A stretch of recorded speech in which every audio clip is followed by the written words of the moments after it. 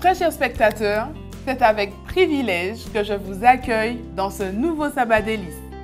L'équipe d'Espérance TV et moi-même, nous sommes heureux de vous savoir encore fidèles à notre chaîne. Alors que les heures de notre Sabbat délices ont commencé, je vous invite à incliner la tête, que nous remettions ce programme entre les mains de notre Dieu. À toi, éternel Seigneur, la louange, l'honneur, la gloire et notre adoration, dès maintenant et pour l'éternité. Nous voici ton peuple à tes pieds en ce soir, afin de te remercier. Te remercier pour cette semaine et particulièrement pour ce sabbat délice dans lequel tu nous invites à te rejoindre. Puisses-tu disposer nos cœurs et notre esprit à t'entendre et à te recevoir une fois de plus. C'est notre prière dans le nom de Jésus et pour ta gloire. Amen.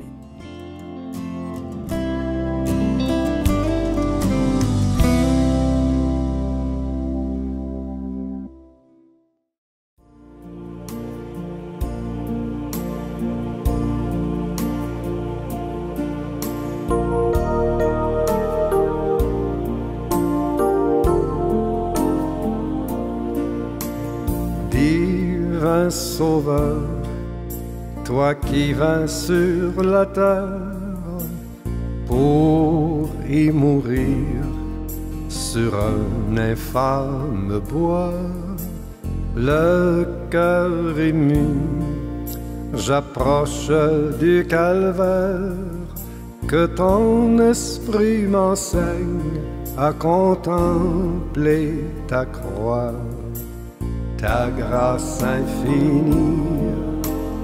Vaut mieux que la vie, mon cœur s'attache à toi pour te suivre avec foi.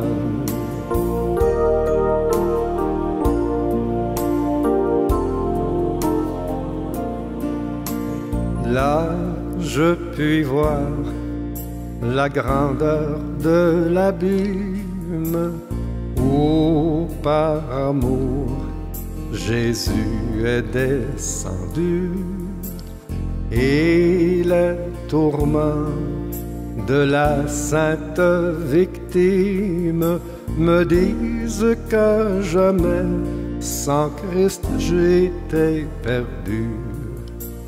Ta grâce infinie vaut mieux que la vie, mon cœur s'attache à toi pour te suivre avec foi.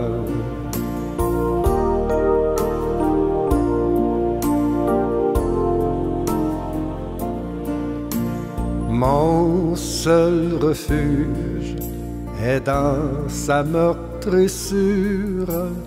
Là, j'ai trouvé le pardon et la paix, et sous le sang qui lave ma souillure, je puis de tout péché rester libre à jamais.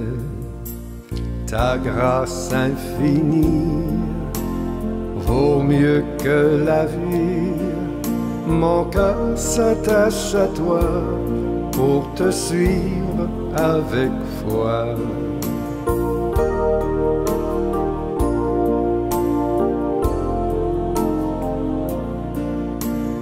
Autrefois seul, tombant de chute en chute, j'étais vaincu par le grand tentateur.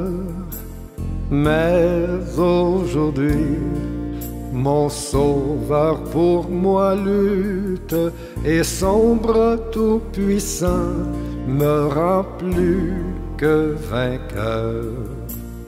Ta grâce infinie vaut mieux que la vie, mon cœur s'attache à toi pour te suivre avec foi.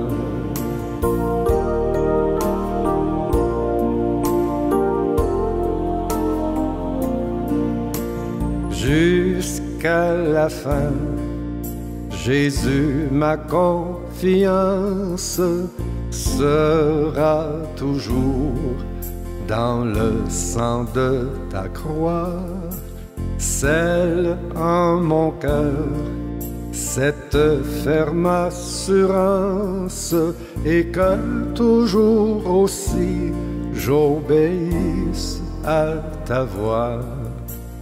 Ta grâce infinie vaut mieux que la vie.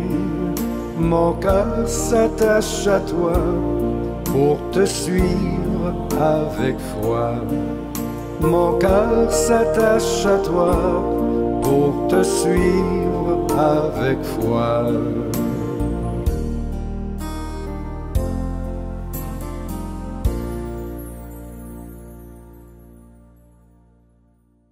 Ce soir, j'aimerais vous remémorer une comptine que vous avez certainement apprise dans votre enfance, et si ce n'est pas le cas, en voici un extrait.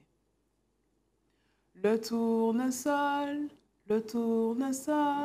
n'a pas besoin d'une boussole, ni d'arc-en-ciel, pour se tourner vers le soleil. Je vous laisse imaginer le nombre de fois où j'ai fredonné ce refrain en boucle lorsque j'ai aperçu de vrais champs de tournesol, et ça sur la route tout le long du champ. Chers amis, savez-vous qu'en réalité, le tournesol ne se tourne pas vers le soleil, mais plutôt vers la lumière? Pour faire simple, c'est une plante qui produit une hormone qui s'appelle l'auxine, qui va favoriser sa croissance. Bien sûr, cette hormone a besoin de lumière pour être synthétisée. Mais pour le tournesol, la lumière détruit l'auxine. C'est pour cela qu'elle va se déplacer des tiges à la racine, et c'est ce phénomène qui fait que malgré sa croissance, la plante va donner l'impression qu'elle se tourne vers la lumière du soleil à cause du poids de la fleur. Une fois arrivée à maturité, sa croissance va s'arrêter et elle va rester figée en face de la lumière. Plus précisément, en direction du soleil levant. Il semblerait que ce soit pour attirer les insectes pollinisateurs.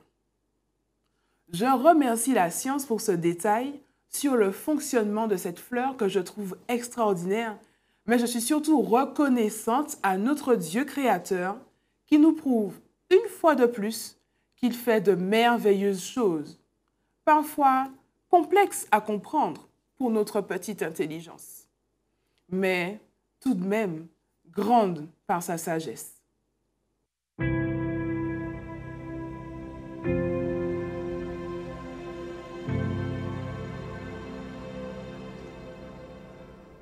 Psaume 150. Alléluia! Louez Dieu dans son temple saint. Louez-le au ciel de sa puissance. Louez-le pour ses actions éclatantes. Louez-le selon sa grandeur. Louez-le en sonnant du cor. Louez-le sur la harpe et la cithare. Louez-le par les cordes et les flûtes. Louez-le par la danse et le tambour. Louez-le par les cymbales sonores. Louez-le par les cymbales triomphantes. Et que tout être vivant chante louange au Seigneur. Gloire au Père et au Fils et au Saint-Esprit, comme il était au commencement, maintenant et toujours, et dans les siècles des siècles. Amen.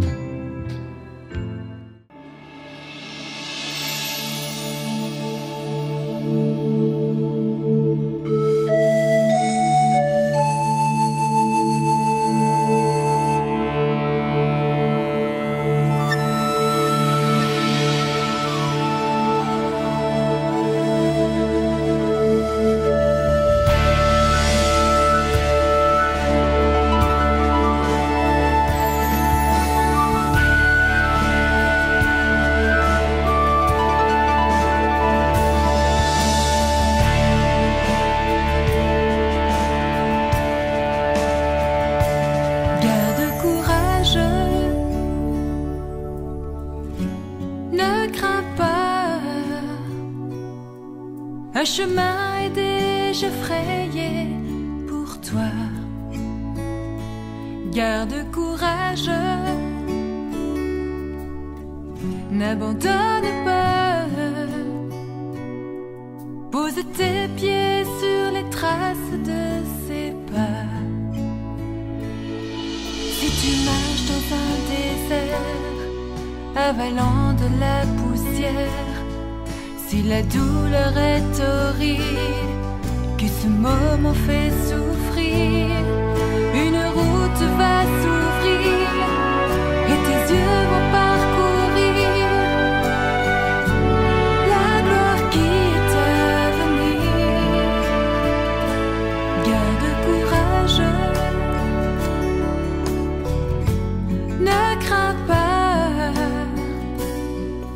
un chemin est déjà frayé pour toi. Garde courage, n'abandonne pas. Pose tes pieds sur les traces de ses pas. Délivré de la souffrance, racheté dans nos absences, nous retournerons ensemble, habiter dans sa présence, et nous crierons de joie le triomphe du combat, d'avoir pu garder la foi.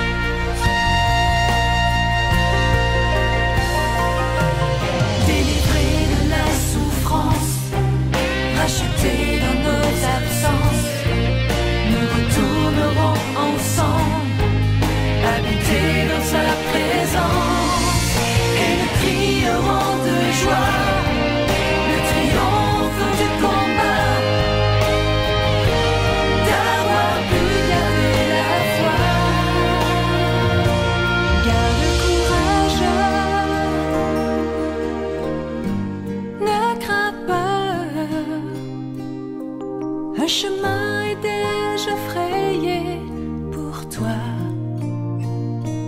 Garde courage, n'abandonne pas. Pose tes pieds sur les traces de ses pas. Garde courage, ne crains pas. Un chemin est déjà frayé pour toi. Garde courage, n'abandonne pas. Pose tes pieds sur les traces de ses pas. Garde courage.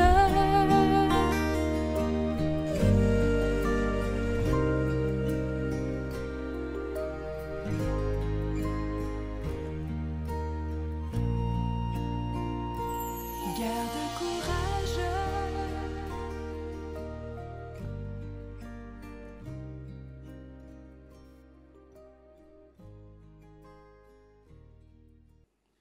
Je dois vous avouer, mes amis, que j'aime l'image du tournesol parce qu'on peut la renvoyer à nous.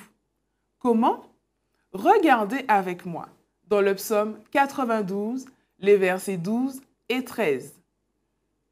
Les justes croissent comme le palmier. Ils s'élèvent comme le cèdre du Liban.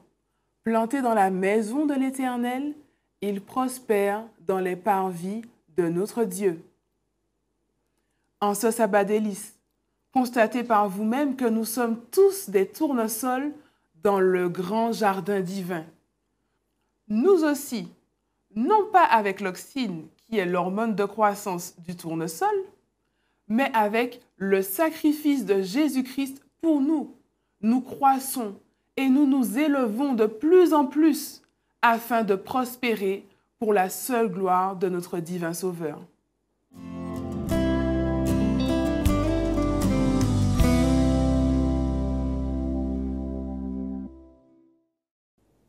Le psaume 104, versets 1 à 14 dit ce qui suit. « Mon âme bénit l'Éternel. Éternel mon Dieu, tu es infiniment grand. Tu es revêtu d'éclat et de magnificence. Il s'enveloppe de lumière comme de manteau. Il étend les cieux comme un pavillon. Il forme avec les eaux le faîte de sa demeure. Il prend les nuées pour son char. Il avance sur les ailes du vent. Il fait des vents ses messagers, des flammes de feu ses serviteurs. Il a établi la terre sur ses fondements. Elle ne sera jamais ébranlée. Tu l'avais couverte de l'abîme comme de vêtements. Les eaux s'arrêtaient sur les montagnes. Elles ont fui devant ta menace. Elles se sont précipitées à la voix de ton tonnerre. Des montagnes se sont élevées. Des vallées se sont abaissées au lieu que tu leur avais fixé. Verset 9. Tu as posé une limite que les eaux ne doivent point franchir, afin qu'elles ne reviennent plus couvrir la terre. Verset 10, il conduit les sources dans des torrents qui coulent entre les montagnes. Elles abreuvent tous les animaux des champs. Les ânes sauvages y étanchent leur soif. Les oiseaux du ciel habitent sur leurs bords. Il faut résonner leur voix parmi les rameaux. De sa haute demeure, il arrose les montagnes. La terre est rassasiée du fruit de tes œuvres. Il fait germer l'herbe pour le bétail et les plantes pour les besoins de l'homme, afin que la terre produise de la nourriture. Amen. Ce magnifique texte des psaumes nous rappelle que nous avons un Père qui pourvoit à nos besoins. Prions ensemble. Éternel mon Dieu, alors que nous ouvrons ta parole, touche nos cœurs, parle-nous, touche-nous de ta sagesse et transforme-nous au nom de Jésus. Amen. Un Dieu qui pourvoit, un Père qui pourvoit. Le psaume 104 vient de nous dire que Dieu a prévu ce qu'il fallait pour pourvoir aux besoins des hommes, à la nourriture, à la boisson. Il a placé les sources au bon endroit. Et c'est intéressant parce que j'aimerais ce soir faire un petit clin d'œil à tous les jeunes de notre union qui ont eu à découvrir pendant cette année 2023 le livre des juges. Et dans le livre des juges, il y a l'histoire d'un père et de sa fille. Si je vous demande de me faire une proposition, peut-être que certains vont penser à Jephthé et son vœu insensé.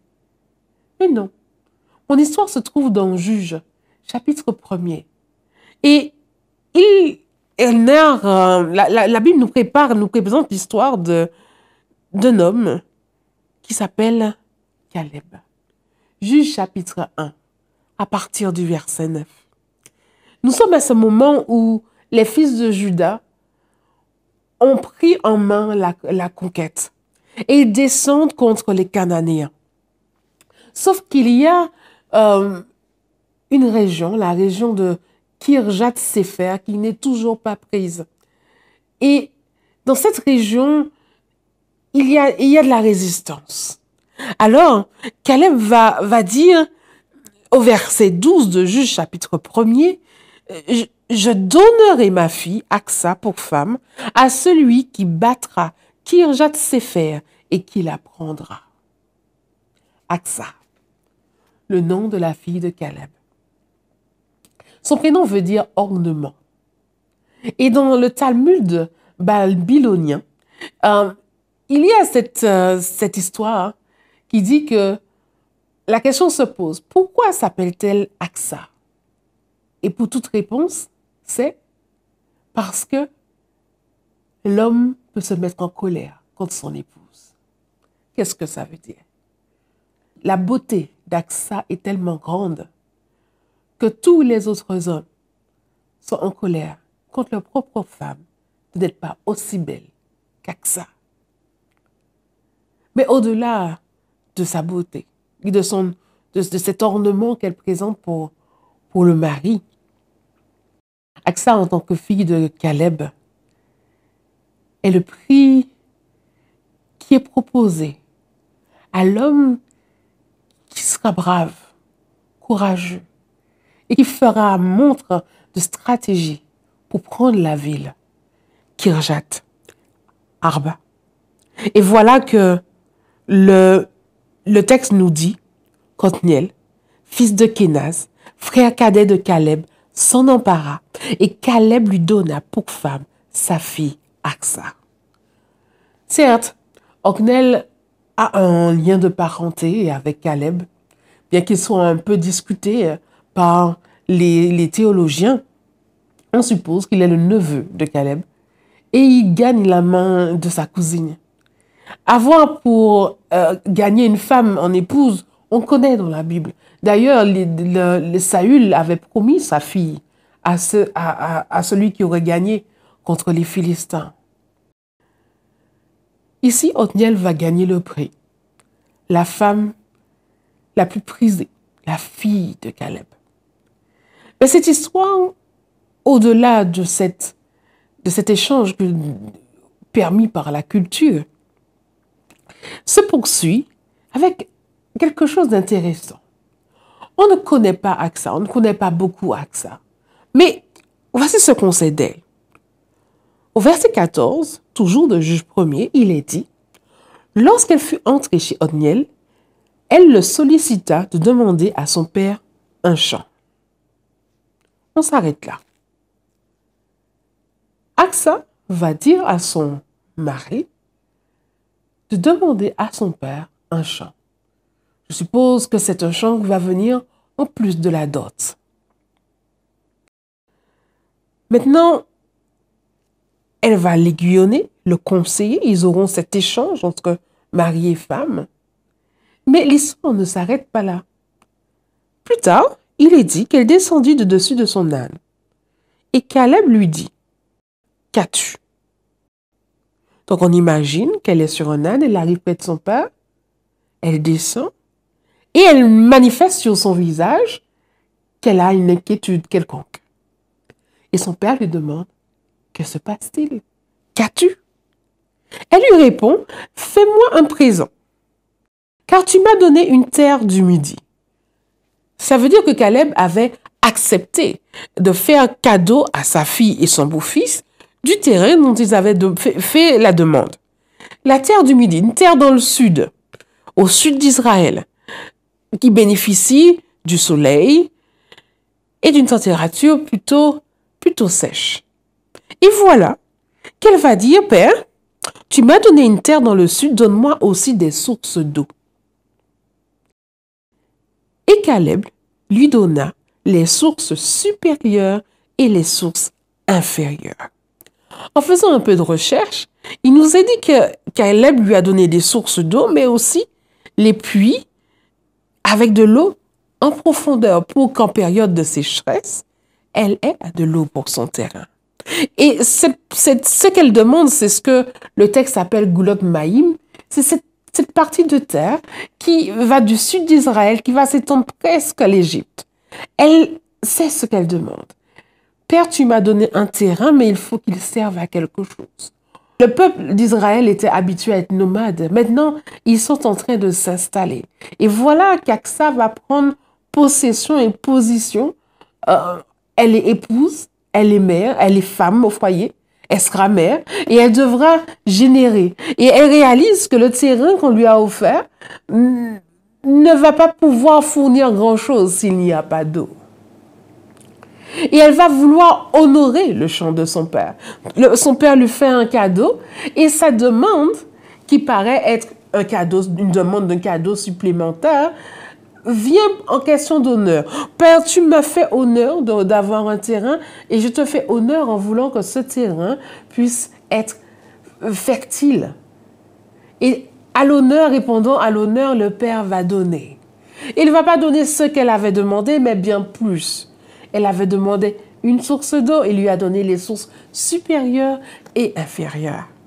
Non, la main de l'Éternel n'est pas trop courte pour sauver, ni son oreille trop dure pour entendre, nous dit Ésaïe 59, verset 1. Cette relation père-fille dans le texte, c'est la même relation que Dieu veut avoir avec nous. Cette relation qui est de confiance, où l'un est à l'écoute de l'autre, où les besoins de notre cœur peuvent être présentés à Dieu. Et il y répondra, parfois au-delà de ce que nous pensons. Ici, nous pouvons prendre une leçon de cet échange entre le père et la fille. Peu d'entre nous connaissions l'histoire d'Aksa. Pourtant, Aksa va faire montre de ce que Proverbe 31 décrète en tant que la femme ingénieuse, la femme qui s'affaire à faire fructifier les affaires de son mari. Ici, elle va non seulement montrer qu'elle a de l'intelligence, mais montrer qu'elle s'intéresse à aller dans la profondeur du cadeau. Avoir un terrain, c'est bien, mais un terrain qui produit du fruit, c'est encore mieux. Face à nos besoins de tous les jours, en ce moment où nous sommes à l'ouverture du sabbat, prenons le temps d'observer et de réaliser toutes ces fois où nous avons cherché à trouver une solution par nous-mêmes. Peut-être dans la semaine qui vient de se passer. Peut-être qu'il fallait simplement dire à Dieu, tu m'as donné la voiture, maintenant occupe-toi des réparations qu'il y a à faire. Combien de fois nous sommes-nous à laisser aller, à être anxieux, à la critique, à l'isolement, à la peur. Pourtant, nous avons quelqu'un qui nous dit qu'il est là et qu'il est prêt à pourvoir à nos besoins. Ouverture du sabbat dit célébration de la création. En 7 jours, Dieu a tout créé pour nous montrer qu'il peut répondre à chacun de nos besoins. Il a pensé à tout. La nature est ordonnée, chaque chose est à sa place, chaque détail est pensé. Alors, qu'est-ce que l'homme pour penser que Dieu n'a pas une solution? Je vous invite, alors que vous entrez dans ce moment de sabbat, de célébration, à vous connecter avec votre Créateur. Il est celui qui a déjà prévu et qui a les capacités à répondre. Mais lui faisons-nous confiance. Éphésiens chapitre 3, versets 14 à 20, dit ce qui suit. À cause de cela, je fléchis les genoux devant le Père, duquel tire son nom toute famille dans les cieux et sur la terre, afin qu'il vous donne, selon la richesse de sa gloire, d'être puissamment fortifié par son esprit dans l'homme intérieur, en sorte que Christ habite dans vos cœurs par la foi, afin qu'étant enraciné et fondé dans l'amour, vous puissiez comprendre avec tous les saints quelle est la largeur, la longueur, la profondeur et la hauteur, et connaître l'amour de Christ, qui surpasse toute connaissance, en sorte que vous soyez remplis jusqu'à la plénitude de Dieu. Or, à celui qui peut faire par la puissance qui agit en nous, infiniment au-delà de ce que nous demandons ou pensons, à lui soit la gloire dans l'Église et en Jésus-Christ, dans toutes les générations, au siècle des siècles. Amen. Que ceci soit votre prière. Pour toi, jeune qui m'écoute, pour toi, parents, pour toi, grands-parents, pour toi qui te sens peut-être seul ce soir, mais sache que Dieu a un plan pour toi. Fais-lui confiance. Amen.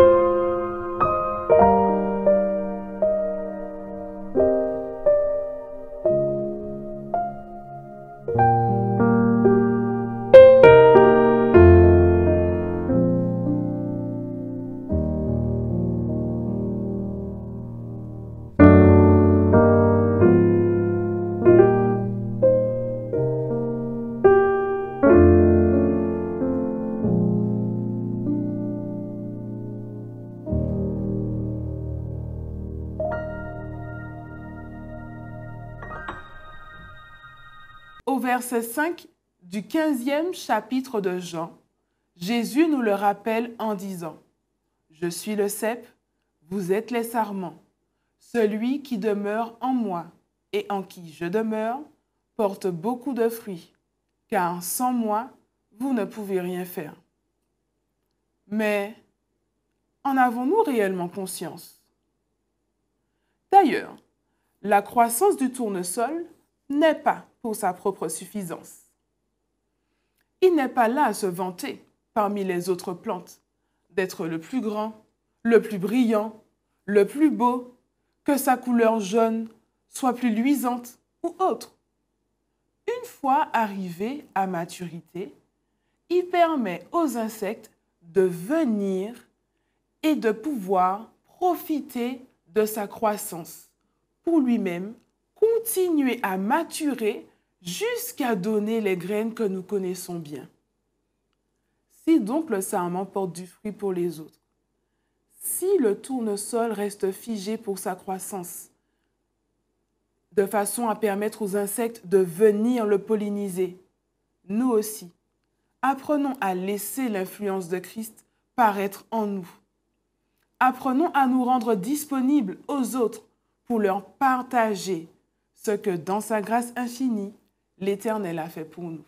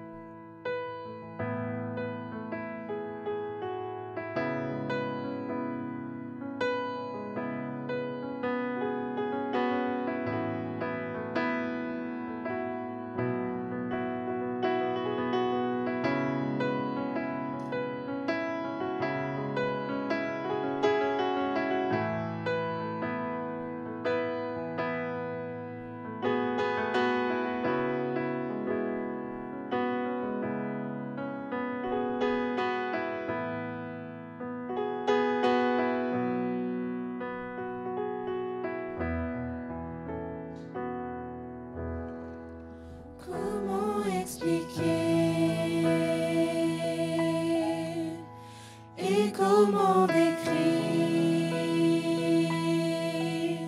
un amour si grand, si puissant que rien ne peut le contenir.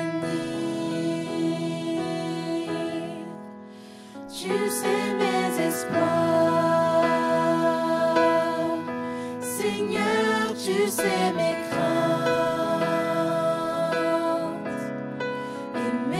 sont bien trop petits pour dire tout l'amour que j'ai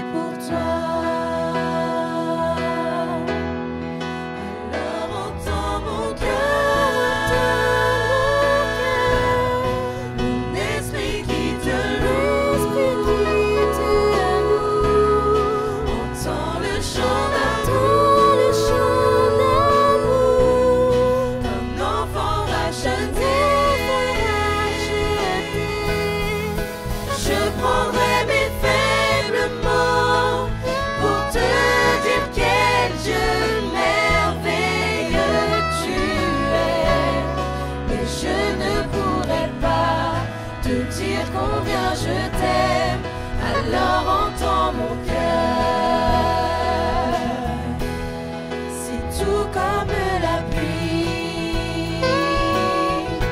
Les mots pouvaient couler. Et si j'avais l'éternité, je ne pourrais pas l'exprimer. Mais dans les battements de mon cœur, je entendrai toujours.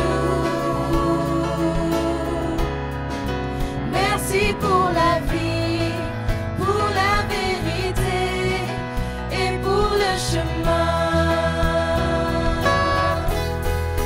Alors entends mon cœur, mon esprit qui te loue, entends le chant d'amour,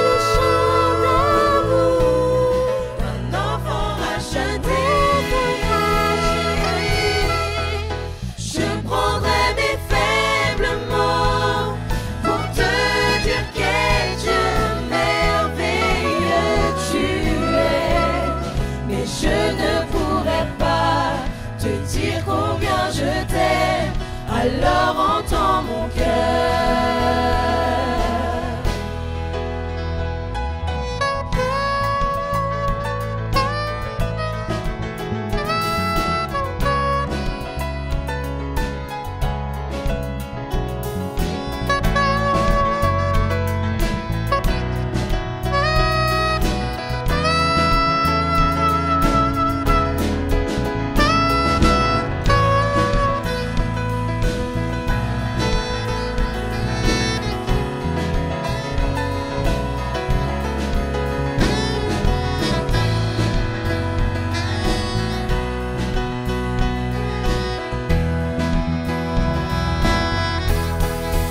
Alors entends mon cœur, mon esprit qui te loue, entends le chant d'amour, d'un enfant racheté. Je prendrai mes faibles mots pour te dire quel Dieu merveilleux tu es. Mais je ne pourrai pas te dire combien je t'aime. Alors entends mon cœur. Mais je ne pourrai pas te dire combien je t'aime. Alors entends mon cœur. Et je ne pourrai pas te dire combien je t'aime. Alors entends mon cœur.